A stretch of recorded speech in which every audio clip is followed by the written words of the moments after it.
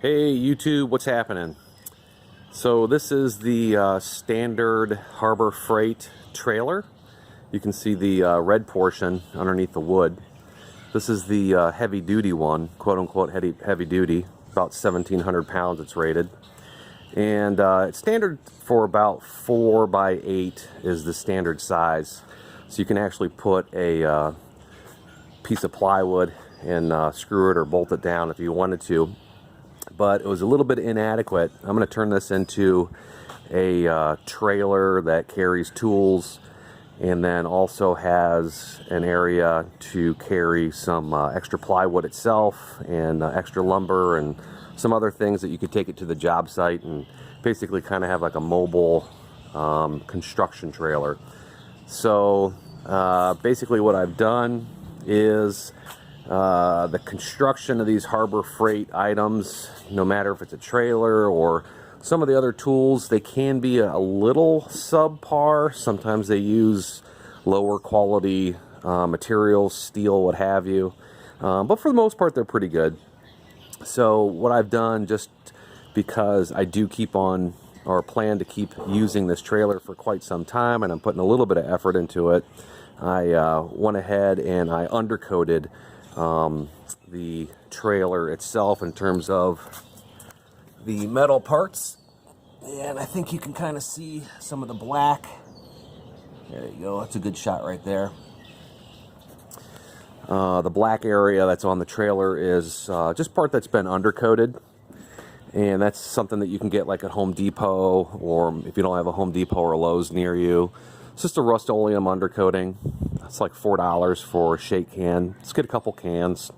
They're not expensive. Spray it now. It's an ounce of prevention is a pound of cure.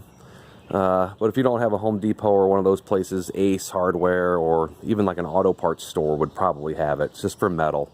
I just used the Rust-Oleum. It's fine.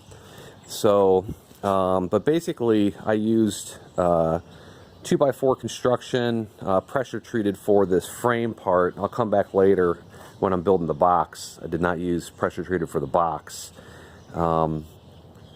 These cuts here are 32 degrees, 31 and a half, 32 degrees. And the under portion is bolted with galvanized carriage bolts. And you can see that they're then just bolted to the frame itself, and then you put the superstructure on top of that.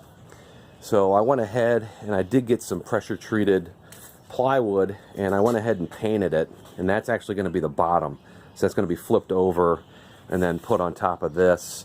I have another sheet in the garage that I painted when I realized that I was going to go bigger. So this is it so far, and I do plan on finishing this project hopefully this week, so maybe I can update the video.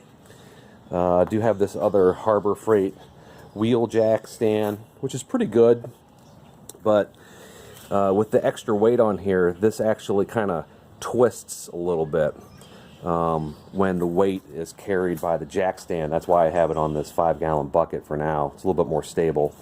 So I'm going to have to rig something from here to here to provide some stabilization for this cross member right here, the support bar, which twists a little bit with that weight on there.